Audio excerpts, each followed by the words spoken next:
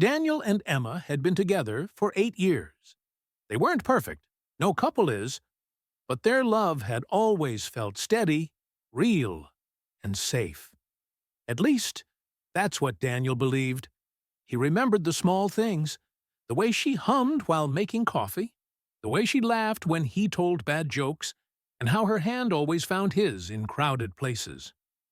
Those moments were his proof that love was still alive.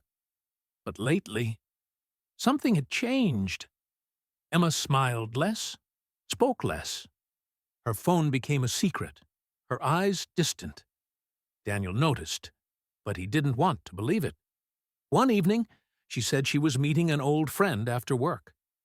Daniel nodded, pretending not to care.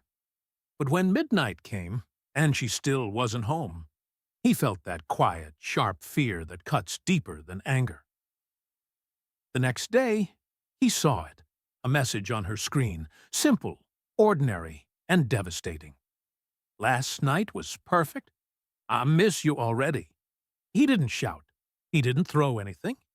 He just stood there, feeling everything fall apart, not with noise, but with silence. When Emma came home that evening, Daniel was sitting in the kitchen, 2 mugs of coffee on the table. He looked at her, eyes tired, voice calm. "Just tell me the truth." She froze. For a moment, the world stopped, and then tears, real ones, fell. She confessed. Every word felt like a knife, yet somehow Daniel only felt empty. Days passed in silence. They lived under the same roof, but it felt like 2 ghosts haunting the same space. Every sound, every step, a reminder of what used to be. Then, one morning, Daniel found a note on the table. It said only, "I'm sorry. You deserve peace, even if it's without me."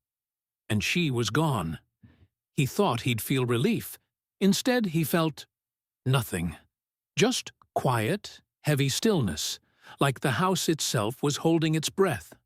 Months went by. Daniel tried to rebuild, step by step.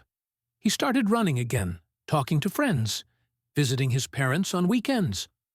But forgiveness, that was harder. Then one day, while sitting at a cafe, he saw a couple holding hands and laughing. And for the first time, it didn't hurt.